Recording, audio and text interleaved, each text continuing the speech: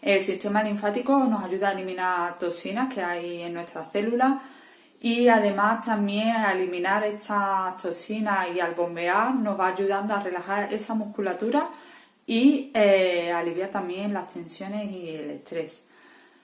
Yo os voy a decir los puntos, lo voy a hacer varias veces y cada ejercicio que hagamos es 1 minuto, ¿vale?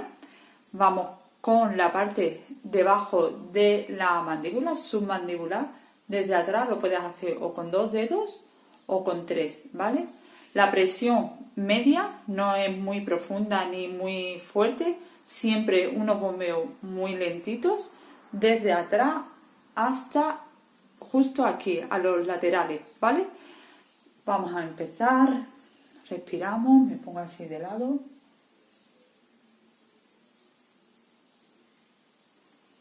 Respirando por la nariz. Si notas rigidez y te molesta, hazlo más suave.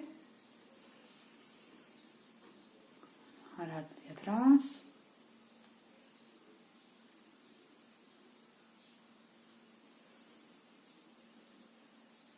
Respirando por la nariz tranquilamente.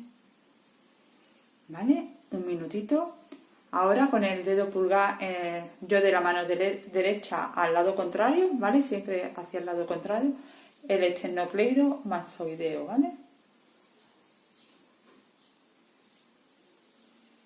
Vamos haciendo pequeñas presiones, muy suave, ¿vale? No tiene que doler.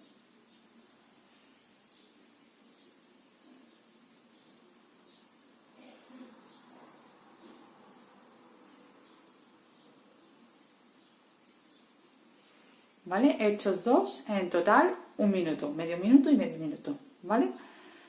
Y después el último punto es desde atrás, desde la zona más del trapecio, vamos haciendo presiones suaves hacia adelante para llegar a la zona subclavicular. Respirando profundamente y tranquila, y vamos ahondando varias veces y lo mismo, 1 minutito.